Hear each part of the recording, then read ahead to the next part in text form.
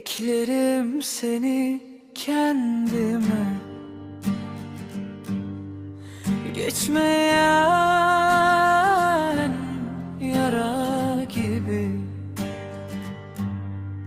Herkes unuttum sansın ama sen hala benim en güzel eksiğimsin.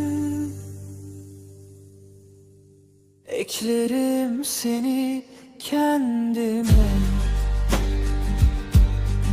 sessizce,